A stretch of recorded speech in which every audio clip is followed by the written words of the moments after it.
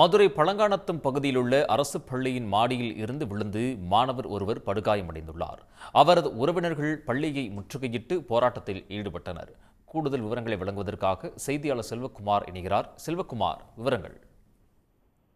மதுரை மாநகராட்சி தொடக்கப்பள்ளி மாடியிலிருந்து மாணவன் தவறி விழுந்த விவகாரம் தொடர்பாக அந்த பள்ளியின் முன்பாக அந்த மாணவனுடைய உறவினர்களும் பெற்றோர்களும் முற்றுகை போராட்டத்தில் ஈடுபட்டு இருக்கிறார்கள்.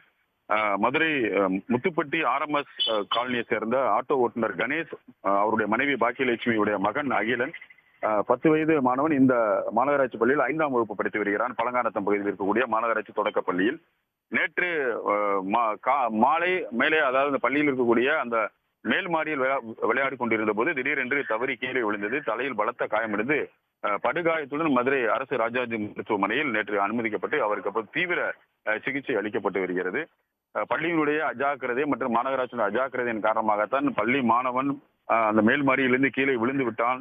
அவன் தற்போது படுகாயமடைந்து உயிருக்கு ஆபத்தான நிலை சிகிச்சை அளிக்கப்படுகிறது என்று கூறி அவருடைய உறவினர்கள் அந்த பள்ளியை தற்பொழுது முற்றுகையிட்டு போராட்டம் இட்டு வருகிறார்கள். குறிப்பாக ஏற்கனவே பலமுறை இந்த குறைபாடுகளை சுட்டிக்காட்டிய பிறகும் கூட முறையான நடவடிக்கை எடுக்கப்படாதது இந்த நிகழ்வுக்கு காரணம் என அவர்களுடைய உறவினர்களும் பெற்றோர்களும் தொடர்ந்து குற்றச்சாட்டை எழுப்பியிருக்கிற நிலையில் தற்போது காவல்துறை அதிகாரிகளும் மாநகராட்சி அதிகாரிகளும் சம்பவ இடத்திற்கு வந்து அந்த போராட்டத்தில், அதாவது முற்றுகை போராட்டத்தில் ஈடுபடக்கூடிய அந்த பெற்றோர் மற்றும் உறவினர்களும் பேசி வருகிறார்கள்.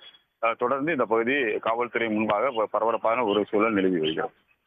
உடனுக்குடன் செய்திகளை தெரிந்து கொள்ள சன் நியூஸ் பெல் ஐகானை கிளிக் பண்ணுங்க.